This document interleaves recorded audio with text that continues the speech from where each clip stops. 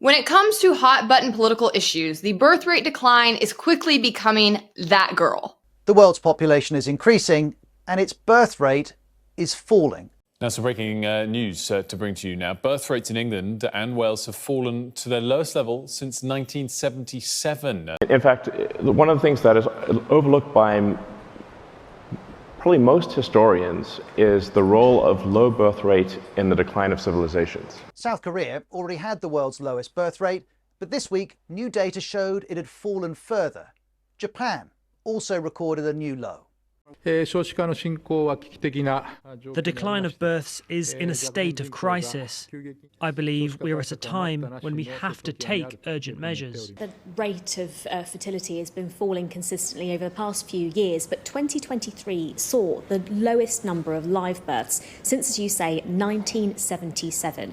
We know that the rate, as I say, has been falling for the past year. The last time we saw a slight spike in live births was in 2021 during the pandemic, but consistently now since 2022 and again now in 2023, that rate of fertility has been falling. Guys, this is really silly. Like, has no one else thought this through? The birth rate decline is not a problem. In fact, I would argue it's largely a good thing. And boy, do I know, just saying that out loud is about to piss some people off. But honestly, I'm very certain on this one, and I'm going to back it up. This one was actually an audience request today, so let's dig in.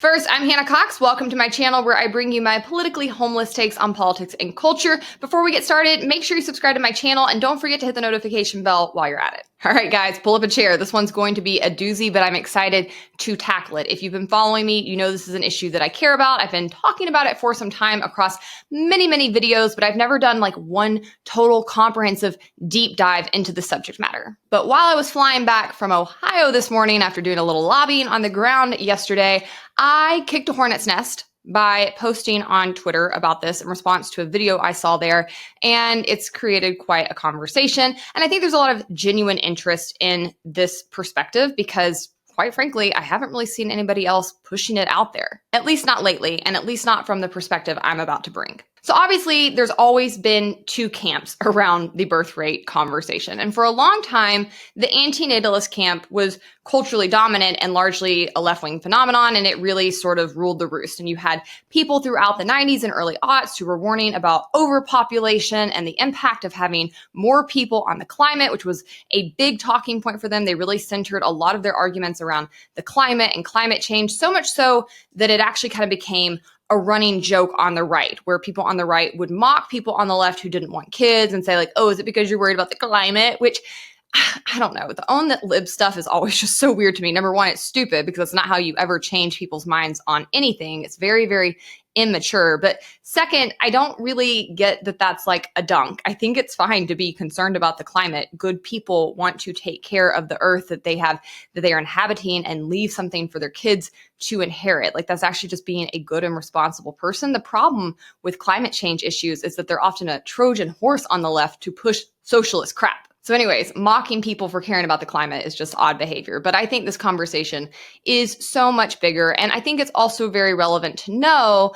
that while perhaps well-intentioned, the people who were pushing this narrative ended up getting their way. They ended up getting a lot of very big government responses to try to address the problem, quote, that they foresaw coming with overpopulation. And ultimately, that led to some pretty extreme government interventions, like China's one-child policy, which ultimately led to a lot of baby girls being terminated, the inability for adult males to find mates in their country to this day, a shrinking workforce with an aging population. They've had economic stagnation problems, not to mention just the completely inexcusable violation of human rights that were carried out in that process, along with the ongoing psychological issues that many people in the population still have because of it. And China wasn't alone. They were definitely probably the most extreme, but you also had India, which had a forced sterilization program. You had Singapore and countries like Iran and Romania all had very creepy population control agendas that not only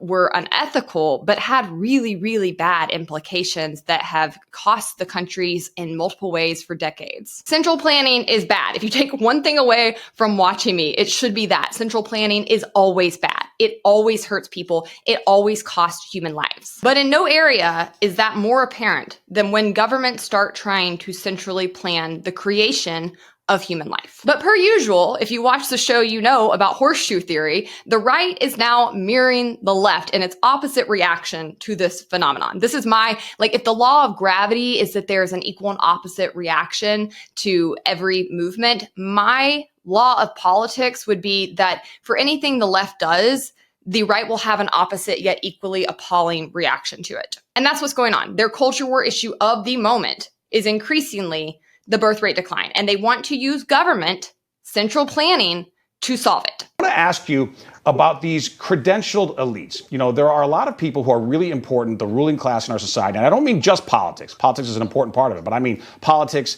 media, business, academia.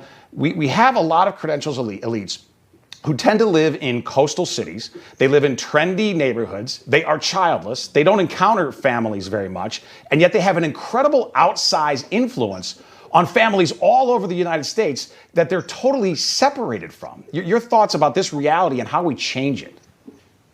Yeah, it's a really important point, Steve. And I was looking at the leaders of the Democrats and realized how many of the next-gen leaders of the Democrats, it's Kamala Harris, it's AOC, it's a lot of folks like that. They're not planning to have kids. They don't have kids. And I noticed that, not having children, I think, changes the way you think about the future of the country. If you don't have skin in the game, you pointed to some of the studies that suggest that parents think about the future of the country in a different way. And I realized that we're being ruled by a childless elite. And it's not just they don't have kids. Of course, a lot of people don't have kids for different reasons. It's that they're proud of the fact they don't have kids.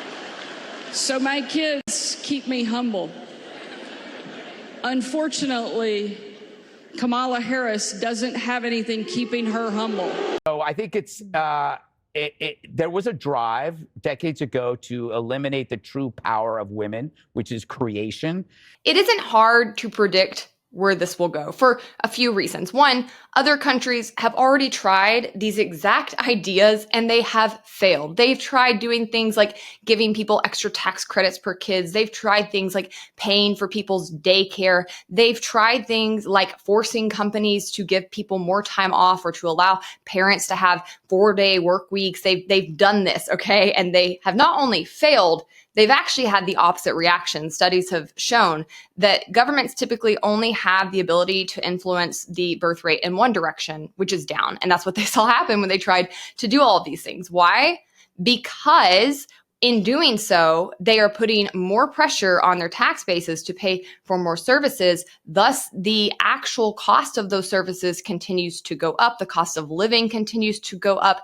People actually are still not opting into having kids. Central planning not only hurts people, it just doesn't work. But never has a track record of failed policies stopped a politician from trying to implement them. And what I find so frustrating about this conversation is the fact that the majority of people who are ranting and raving, the pro-natalist camp, the birthers, the people who are like fixated on controlling and influencing whether other people have kids or not, which is just creepy in and of itself. But it's offensive to me because these people haven't even taken the time to understand the root cause of the problem that they proclaim to be capable of solving. It's completely arrogant. They've spent no time trying to understand the real reasons that people, and especially women, are choosing not to have kids. And so obviously, their plans are going to be doomed to fail. This is the entire reason I launched my very first episode of Based all the way back in 2020. What did I say to you then? I said, the main problem we have in society is that people don't understand the root causes of the problems that they are trying to address, which are almost always directly related to government. And so because of that, you see both sides consistently put forth plans to treat problems with, quote, solutions that are often more of the same thing that caused them in the first place. Again, government, the growth of government, big government infringing on people's rights and in the market. So therefore, it's laughable for these people to suggest that they can solve this problem while they consistently air the fact that they have no actual understanding of what has caused it to begin with. And the larger problem that I have with this, why I am so very concerned with it, is that it's easy to see what comes next, right? If they get their way and they implement these policies and they inevitably fail, which they will, the next step is going to be trying to control women. It's going to be attacking women's rights. It's going to be targeting women's choices. We already see some of that to some extent. This is why I've been touching on women's issues and the growing misogyny and the growing talking points on the right and in red pill spaces. I already see people casually throwing out the notion that we need to remove women's rights because women aren't choosing to use their rights in the ways that these other freaks want them to. And I'm not trying to get hysterical about it, right? Because I think that there is a long way to go, but I do think things like overturning Roe, which I was principally in support of because it was a bad legal decision. I mean, plain and simple. I do think that women should have access to abortion. I don't think it was achieved correctly. And because I'm just such a libertarian or so slightly autistic that I'm like dogmatic in my principles, I was okay with it being overturned. But what has come next in the states, in many states, including my state here in Georgia, is insane. And it is attacks on women's rights. It is attacks on their health care. It does put their lives in danger. And so I think it is important to remember that the liberties we have now have been hard fought and won and can be easily lost. And I think it's very odd when people say you shouldn't worry about this now. Why are you talking about these things? Why do you care? Like to me, it gives low IQ. It gives that you have no like relevant understanding of history. It seems like you think that when people lose their rights, it just happens overnight in one fell swoop. Like, no, it starts with this. It starts with the culture. It starts with conversations that are happening in the culture. So I am concerned when I see these narratives. I am concerned when I see them being received in right-wing spaces. And if you don't have that wisdom, if you don't have the ability to see where things go in a few decades, I just don't think you're smart enough to be actually participating in politics. And those people should probably sit down and listen more. Like, just look at what happened in Iran since the 1970s. This is what women used to look like. This is what their lives looked like in the 1970s. And now here we are today where they've been stripped of their fundamental rights. You have to start fighting when it first starts. And that's why I'm making this video. That's why I have been tackling these subjects for the past year and a half. So with all that in mind, I want to first debunk the notion that the birth rate decline is a problem today. Then I want to talk about the seedy underbelly that's at work here, the real reasons that some people want to make you believe it's a problem. And lastly, I'll wrap with the things that would actually reverse it in a humane and ethical way. So here we go. My first point is that we have more people on the earth than we've ever had before. There's something like 8 billion people. So when people say we're not keeping up with replacement rates, that's okay, because we don't need to stay at 8 billion people, nor do we need to necessarily expand beyond that. This whole premise that they start off with from the very jump, which is replacement / even expansion or extinction, is a false premise. That's really, really silly. The world has had far less people before, and it did just fine. Now, if you were to talk about the birth rate decline happening at a pace that were overnight, yes, that would be devastating. You wouldn't have the workforce that you need. Companies couldn't get employees. You wouldn't have essential service providers. Obviously, if this were to take place instantly, it would be very bad. But that's not what we're talking about here. This is something that we are able to largely predict. It's something we are able to forecast. And it's something that would transpire over decades, even centuries. And so because of that, the market and a capitalist society has plenty of time to adapt and constrict without it actually hurting people. And I think a lot of my views you're going to see really hinge on the notion of a country having a free market capitalist system. Not only is that what I believe is the best system for human flourishing, I also think it's the only system that is truly adaptable and able to adjust around people pursuing their rational self-interest. It's actually the opposite of central planning. It allows each individual to plan their own course and the market and the government system to adapt around those choices, which, if you believe in freedom, if you believe in individual liberty, is the only ethical way forward. It's the only way to actually uphold those values, is to have a free market capitalist system. So yeah, in a truly free market capitalist system, this isn't a problem. Now, I will huge asterisk here and say the US has some work to do to have a truly free market capitalist system. But if that is in place, We will be just fine. I'm not worried whatsoever. Not only can the market adjust around the population that is here, but also in a truly free market capitalist system, you are always going to have an influx of people for two reasons. One, free movement is an essential requirement for capitalism to be present. And so you should have an easy and permissive immigration system, especially around workers, that allows people to easily come to a country. Also, on top of that, when you have a free market capitalist system, your country will be very rich and your country will be very free. And so it will be a very desirable place to live. Thus, you will always have an influx of people, usually the best and brightest in the world, who want to come to your country and live there. So again, the market can adjust. And also, I don't even know that it would have to adjust that much, because in the United States, there will always be people who want to come here so long as we uphold those values. Now, some people have tried to point to other countries like China or South Korea that are having much more extensive population declines than we are. And I just have to say, I don't care. I don't think any country has some divine right to exist, nor does it have a right to have people choose to live in it or reproduce in it. Countries should have to compete for people. They should have to compete for landmass. And we know which countries will win out: the countries that uphold human liberty and uphold capitalism. And guess what? Those are the countries I want to see win out. I don't care if commie countries die out. That is a good thing. This is how you make the world better without violence, actually. My third point is that when you look at what happened historically, that's a very bad gauge for what should be happening now. People used to have a lot more kids for a number of reasons that were not positive things. First and foremost, the mortality rate for children was far higher. And so people had to have a lot more kids to ensure that they had some that made it into adulthood. Huge dark spot. Big negative, okay? Now we don't have to do that so much. That is a good thing. They also used to have a ton of kids because they needed labor. Okay, they needed a bunch of little kids that could help run the farm or run the family business. That wasn't necessarily a good thing for those kids. That was just an economic reality. And we have, thanks to capitalism again, progressed past that point in our economy. And so that's no longer true. And because of that, people now have kids because they truly want them. They value them. And because of that, kids are treated better by their parents and by society. They have better childhoods. They have more well-rounded lives. Like that is a drop off in misery that used to exist that we should not want to bring back. On top of that, your grandma didn't want all them kids either. And I know that this is why so many people get real sensitive about this conversation real fast, especially men, because I don't think they like thinking about that, but it's just a fact.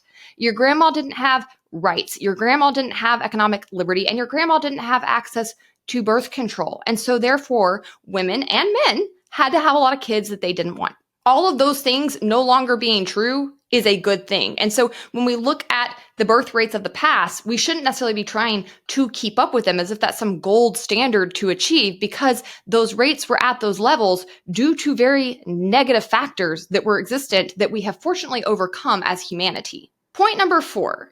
The decline in the birth rate in the US, and that is where we're going to focus because, frankly, that's what I care about, is the United States. The decline that is happening in this country has been falsely spun to you. This whole red pill narrative, right, is that women are going to college and therefore they are being promiscuous in their 20s. They're running around. They're not thinking about their biological clocks because somehow these men think they are more informed on women's biological clocks and more aware of them than the women are. It's ridiculous.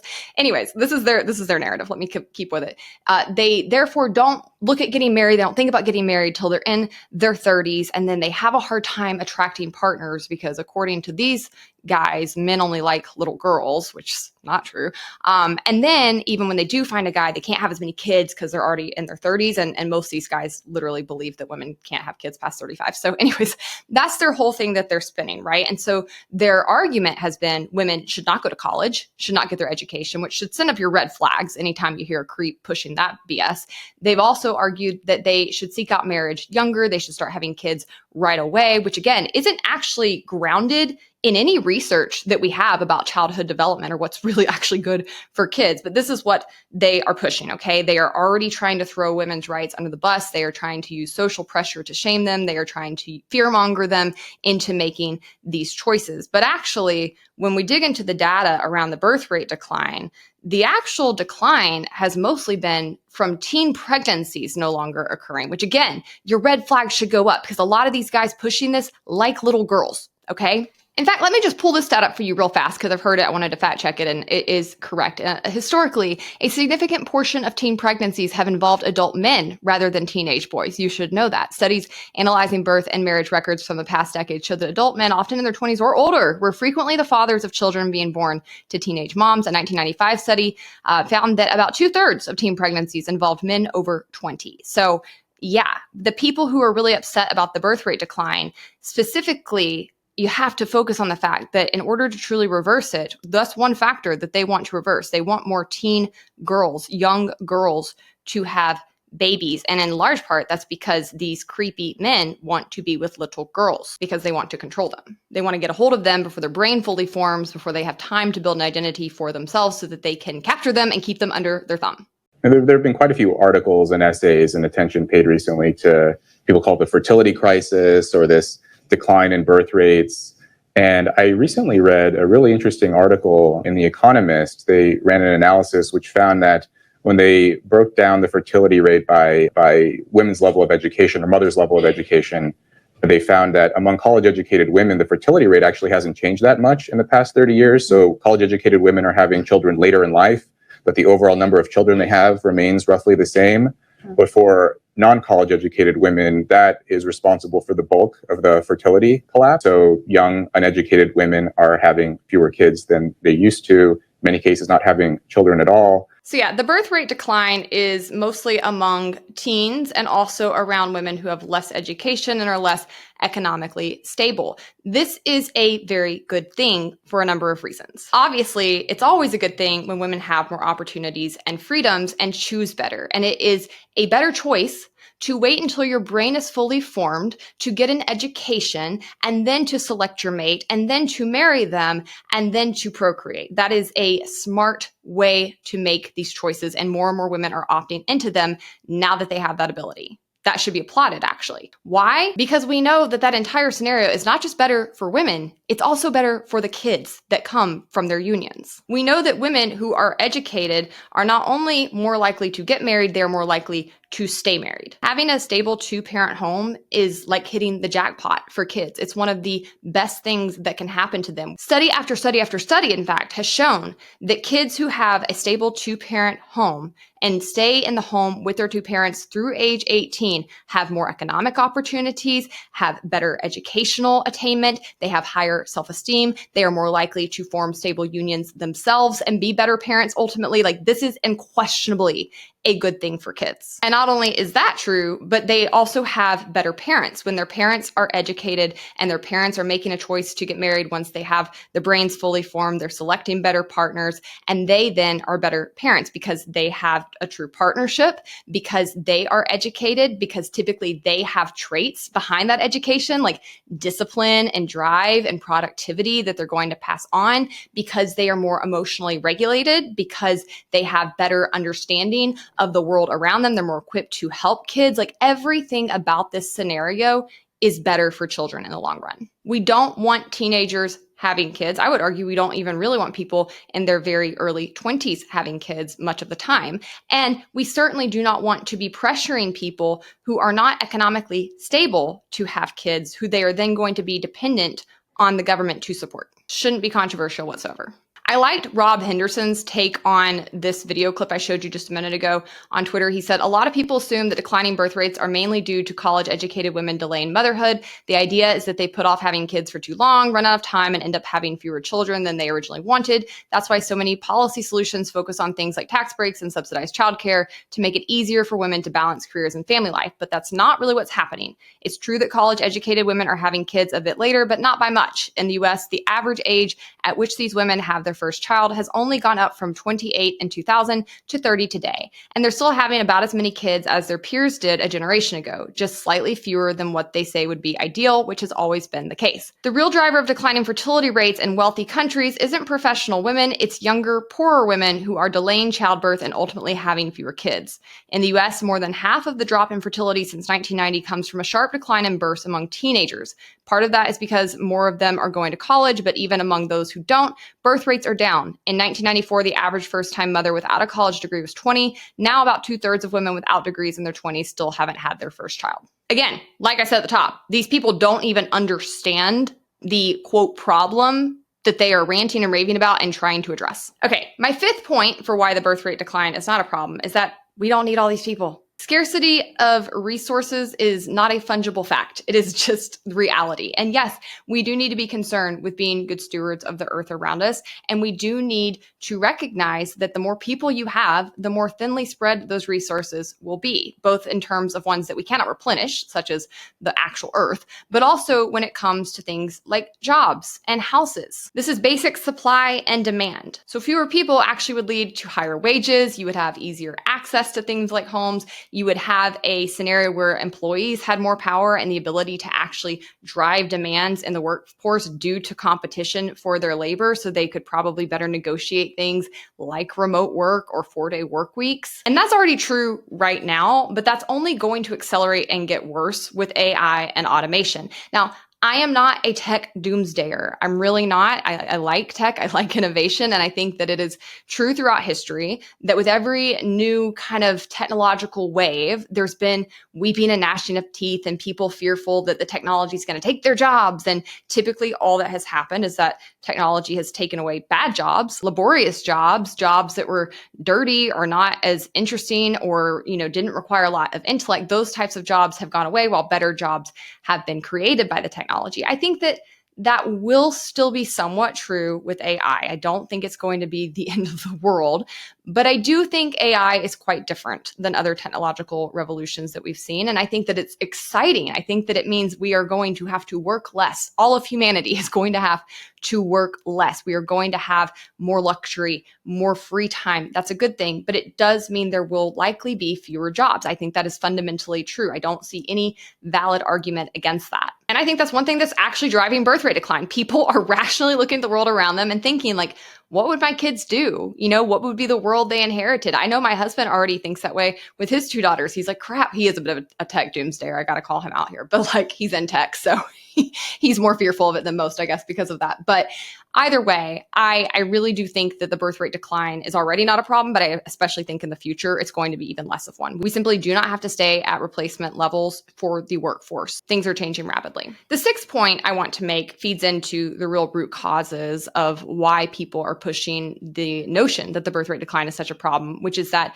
the government needs people. Okay. I often hear people on the left who just fundamentally never understand capitalism. I've yet to meet a true lefty that actually understands what capitalism is. It's wild, but I see a lot of them on TikTok and platforms like that being like, capitalism just needs an ever expanding base of people. They need consumers. And this is capitalism that's pushing this and capitalism is driving this. And it's so utterly ridiculous. It's not. It's the government. The capitalism can adapt. As I said, it doesn't need an ever expanding base of people. What does is a government that is structured as a pyramid scheme. Okay. They need more wage slaves to support the existing infrastructure and to expand it, which is their goal. And as for me personally, my agenda is to do the opposite. I want to demolish the government. I want to take a wrecking ball to it. I want to obliterate. Like, I get giddy when I think about Social Security finally collapsing. Not because it's pleasant. I've had to pay into it like a wage slave myself for, I don't know, however long I've been working, like 25 years at this point. So I'm going to lose that money, but I'm going to lose it anyways. I'm never going to see it. I would rather start over from scratch today and keep that money and be able to put it in the market and truly invest it. And you can't just keep going with these like sunk cost fallacies. Okay. At some point you have to say enough is enough and we're gonna have to bite the bullet. We're going to have to eat the cost of this idiotic idea. These programs were put in place, but they need to be taken down. They need to be taken out. So I'm like, I guess kind of the Joker. Like I'm kind of like a little like chaos agent here. I want to see these programs demolished. And I don't really know that I see an expedient, realistic pathway to do that without birth rate decline, without forcing their hands. So I get really excited when I think about that. So yeah, those are my reasons, my 6 points for why I do not believe that the birth rate decline is a problem. I'm curious for your thoughts. Have I changed your mind? Are you furious with me? Did I overlook something? I'm really curious. Like, do you have arguments to add to my list, or do you have pushback that I haven't thought of yet? Please drop it in the comments and make sure to subscribe to my channel while you're doing it. Okay, now let's turn our attention to the seedy creeps who are trying to push the argument, that are trying to fearmonger people and convince them that the birth rate decline equals extinction, that we all need to be having kids and procreating. I'm going to put the actors into 3 camps that are visually represented by 3 different people. Now, YouTube ads won't let me promote a video if I name certain politicians in the US. So there's one guy I'd really like to use here, and I think you all know who I'm talking about. But instead, so I can put some money behind this video because I want to get the word out, we're going to use Viktor Orban of Hungary. And we're using him to represent the first group of people who are working to convince you the birth rate is this alarmist, massive, major thing we all need to care about. They're the politicians, and the politicians need an ever-expanding tax base, okay? But they can't tell you that, obviously. Like, you guys have to wake up. You guys have to start seeing through these bozos. Like, I cannot. Anytime a politician starts talking about children in any capacity, just know you're about to get hosed. I don't care what they're doing it for. They are always using kids to emotionally manipulate you. Oh, we just want a bunch of babies. We just love babies. We just love families. We just want to protect the children. You need to be in the market for another brain cell to rub with your existing one if you fall for that still. They're not going to tell you their real motivations, but their real motivations here are that they need you to make a bunch of wage slaves so that you and your offspring can support more and more people via welfare and government programs while they are growing their power. That's the entire scheme. They want to incentivize you with taxpayer money to make more babies so that they can then tax those babies and then use those taxes to buy more votes via government programs. It's a giant circle jerk. And I know you guys think it's really funny when I say circle jerk, but like, it's just such an apt description for so much of the government's activities. If they actually wanted to address the birth rate decline, the ironic thing is one of the main things they'd need to do is cut the government, reduce the need for people to have to float a bunch of other people in society, therefore lowering the cost of living and creating a better world. So like cutting the government would be the solution on a number of fronts here. Number one, you wouldn't need an expanding tax base if you had fewer government programs. And number two, you would fix many of the reasons people are genuinely choosing not to have kids, but that doesn't give the politicians more power, you see? The second camp, I'm using Elon Musk as a stand-in, and these are the people who do just want cheap labor and consumers to buy their products. And no, that's not because capitalism is a problem. That's because human nature is a problem, okay? Greed always exists. Capitalism ensures that greed is restrained and that people actually have to offer value to people in order to make money. And it also means that employers have to treat people well in order to compete for their labor. The problem is when people like Elon Musk want to rig things via the government. He wants to make it to where there are far more people so that he doesn't have to play ball in a capitalist society. The left totally misses the mark on this. And there are many in his camp, many business owners, many people who would far rather cheat the system, find workarounds so that they don't actually have to compete and have an easier pathway to sell you things. Like read Atlas Shrugged, for the love of God. And then lastly, you have the camp that I'm using Tucker Carlson as a stand-in for, which is the racist. There are a number of people who are concerned about this issue, not because they truly care about the birth rate declining, not because they even actually think that it is a huge, horrible problem in and of itself, but because they think the wrong people are producing. Not enough white people are having babies. People in other countries that have more brown people or black people are producing more people than white people, and that scares the crap out of them. And they will always, always, always cage their arguments in things like the culture. We have to save the culture. You can't just import people. They're not going to understand the culture. Bringing in brown people from third world countries won't uphold capitalism. You guys are idiots. Number one, yes, it will. The people who come here from the non-capitalist countries are the people who love capitalism the most, who support it most ardently, and who take advantage of its opportunities with the most zest. You're not worried about the culture when it comes to people upholding our values. You are worried about people looking like you. And it is honestly something you need to go get psychiatric help for.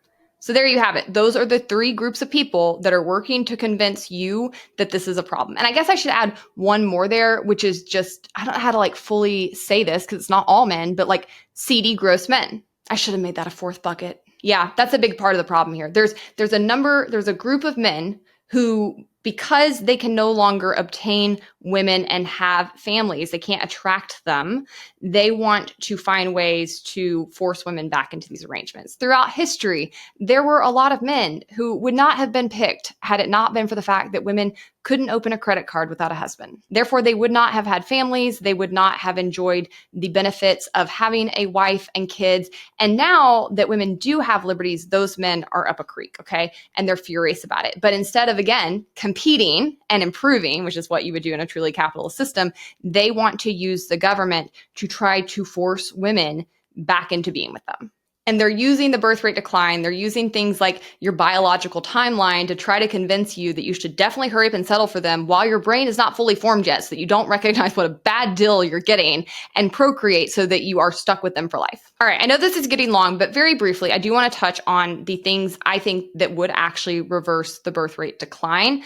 And I say this as not only a woman, but a woman who does not want kids and a woman who is spending an inordinate amount of time listening to other women and men talk about these issues. I think they're fascinating. I think they matter. I think whether or not you have kids is probably one of the most, if not the top thing that's going to impact the quality of your life. And that can be for the good, or it can severely be for the bad. And that is the reason that I think it is so unethical to try to manipulate or force people's hands on this key decision. You could have absolute utopia, and for some women and for some men, having kids would still be a bad deal. It would not be the right choice for them, and that's fine. But I do think more people would opt into it if these things change. So my first is that working hours would need to decrease. People want to be able to spend time with their families. This is important. They don't want to be working 9 to 5, commuting 30 minutes to an hour each way, and then rushing to get home and feed kids and bathe them and do their homework and tuck them in and then have a few hours with them on the weekends. Like, that is not enticing to people. They want to actually be able to be in the home and be the ones raising their kids. On top of that, most people do want to work. They don't want to just be stay-at-home parents. And economically, most people need to have two parents working. And so to adjust for all of those factors, we really have to have a society that starts to change the way we approach work. And unfortunately, that's not changing as fast as it should, because the idiotic unions baked the stupid 9 to 5 and like health insurance and things like that into law. They codified these policies and now we're stuck with them. Thank a union. That is what we're currently dealing with. But there's a lot that could happen in this space in very, very short order. I mean, obviously, you have so much happening with tech that remote work should become more and more possible. That in and of itself would do wonders for a lot of people's choices on whether or not to have families. Not only do you have the unions that codified a bunch of idiotic policies in place, though, you've also got a bunch of people with commercial real estate interests trying to force everybody back into the office. Number 2, the cost of living has to decrease. This is very, very obvious. And this is entirely government created at every single turn. If you look at daycare cost, if you look at education, if you look at housing, if you look at food cost, all of it has been skyrocketed by government intervention in the market, and specifically government spending. Don't ever let a progressive tell you, we have the money, we can pay for it, we pay for all these other things. We don't have the money. We are paying for the fact that we keep spending money we don't have. The only direction we can go is less spending, less government, less programs. You have to cut back. You have to get the government out of these sectors, or otherwise the problem is only going to keep getting worse. And it is valid for people to not want to have kids when they do not feel they can economically provide for themselves, much less children. Number 3, the helicopter parenting trend has to die out. And this is both a social and a legal problem, okay? This is something that I think started in society and then it ended up getting baked into the law, especially at like the local level. We've got to get rid of these rules. People used to be able to have kids they just sent out in the world. I mean, even like, I was telling my husband, I think it's so crazy. My stepdaughters like never ride their bike or like really like leave our yard and the neighbor's yard. I'm like, why can't they play in the neighborhood? And he's like, that would be crazy. People would call the police on us. And you know what? He's right. I've seen a number of stories around this. There's a lot of work being done with like the free range child movement that I think is very, very important. We have to get away from this notion. Kids used to have so much more responsibility. They used to have so much more independence. And that was not only good for them, very good for them, it was good for their parents, because they didn't have to 24/7 be in parenting mode. Number 4, you have to have a safe society and services have to be good. Again, this is almost entirely government related. Crime has a lot to do with economic and government factors. And when it comes to services, I think this is a huge problem. This is one reason I think school choice is great. Right now, if I were to have a kid, I would not put them in public school. Like, no way in hell am I making a baby and then giving it to the government to raise. Ugh. But to put a kid in private school around me is something like $30,000 a year. That's crazy.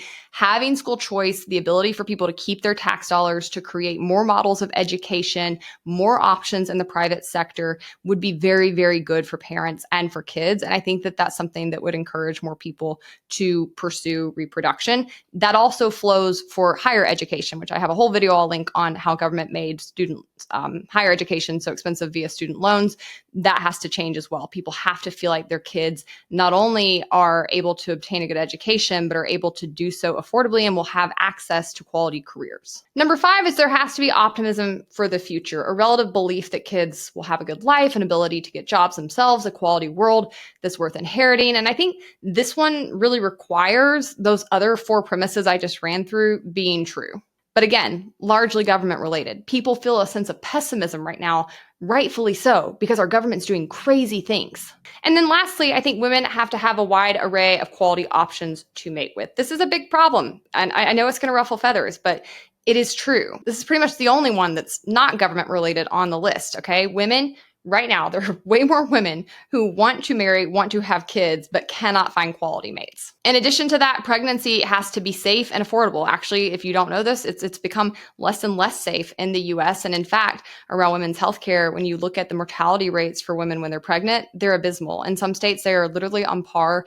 with third world countries like Iran. And obviously, it can be very expensive to have a baby because of government's involvement in healthcare.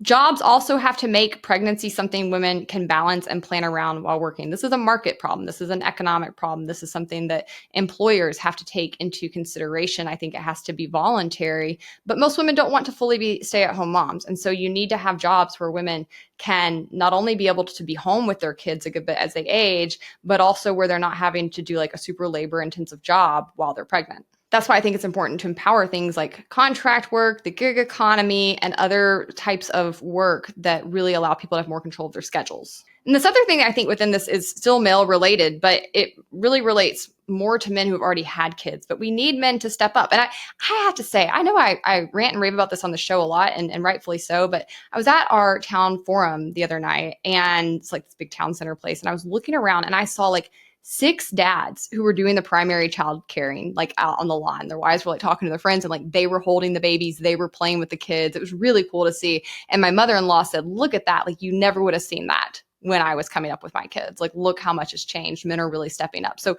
kudos to so many of you who are doing that. But I think women need to have an expectation that their partners will be actual partners, that they will have a true co-parent, that they won't be going it alone. And men who are coming up need to have that expectation that that is what they will do when they are in that position themselves, which is important. It's important for them to have male models who are showing them what that should look like. Now, even if you did all of these things, it is probably true that the birth rate would not fully reverse, that we might not keep up with the current population numbers. And that's okay, because it's indicative of people's choices and their freedoms and equality and innovation and options that were not previously available to other generations. People knowing better and choosing better and optimizing what's best for them is good. You simply don't have a right to people's bodies or their lives. You don't have a right to force someone into becoming a parent. That's a huge deal. No one owes you that. And to those people who have had kids because they felt obligated or pressured or shamed, I just want to say, like, I think a lot of the backlash against people who don't want kids comes from that position, comes from people who felt like, I didn't want to do this either.